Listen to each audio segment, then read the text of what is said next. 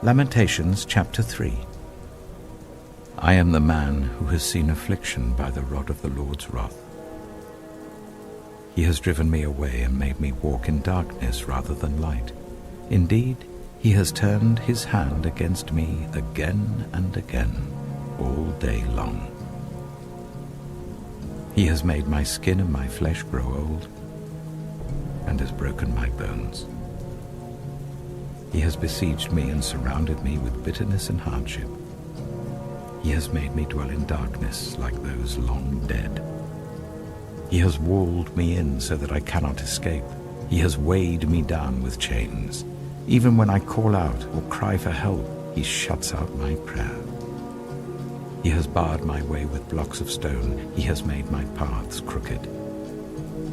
Like a bear lying in wait, like a lion in hiding, he dragged me from the path and mangled me and left me without help. He drew his bow and made me the target for his arrows. He pierced my heart with arrows from his quiver. I became the laughingstock of all my people. They mock me in song all day long. He has filled me with bitter herbs and given me gall to drink. He has broken my teeth with gravel. He has trampled me in the dust. I have been deprived of peace. I have forgotten what prosperity is. So I say, my splendor is gone, and all that I had hoped from the Lord. I remember my affliction and my wandering, the bitterness and the gall. I well remember them, and my soul is downcast within me. Yet this I call to mind, and therefore I have hope. Because of the Lord's great love, we are not consumed, for his compassions never fail. They are new every morning. Great is your faithfulness.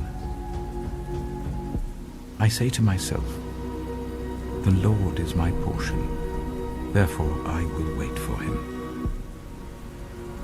The Lord is good to those whose hope is in him, to the one who seeks him. It is good to wait quietly for the salvation of the Lord. It is good for a man to bear the yoke while he is young. Let him sit alone in silence, for the Lord has laid it on him. Let him bury his face in the dust. There may yet be hope. Let him offer his cheek to one who would strike him, and let him be filled with disgrace. For no one is cast off by the Lord forever. Though he brings grief, he will show compassion. So great is his unfailing love. For he does not willingly bring affliction or grief to anyone. To crush underfoot all prisoners in the land, to deny people their rights before the Most High, to deprive them of justice. Would not the Lord see such things? Who can speak and have it happen if the Lord has not decreed it? Is it not from the mouth of the Most High that both calamities and good things come? Why should the living complain when punished for their sins? Let us examine our ways and test them, and let us return to the Lord.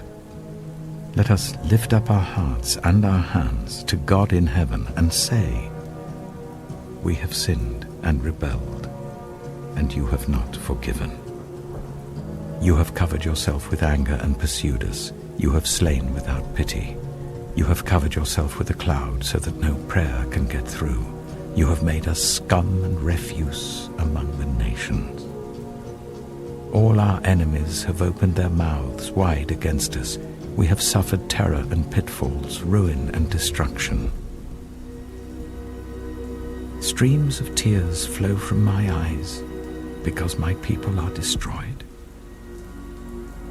My eyes will flow unceasingly, without relief, until the Lord looks down from heaven and sees. What I see brings grief to my soul because of all the women of my city. Those who were my enemies without cause hunted me like a bird. They tried to end my life in a pit and threw stones at me, The waters closed over my head, and I thought I was about to perish. I called on your name, Lord, from the depths of the pit. You heard my plea. Do not close your ears to my cry for relief.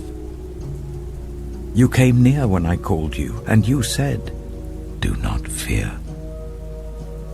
You, Lord, took up my case. You redeemed my life. Lord, you have seen the wrong done to me. Uphold my cause. You have seen the depths of their vengeance, all their plots against me. Lord, you have heard their insults, all their plots against me, what my enemies whisper and mutter against me all day long. Look at them. Sitting or standing, they mock me in their songs. Pay them back what they deserve, Lord, for what their hands have done. Put a veil over their hearts, and may your curse be on them. Pursue them in anger and destroy them from under the heavens of the Lord.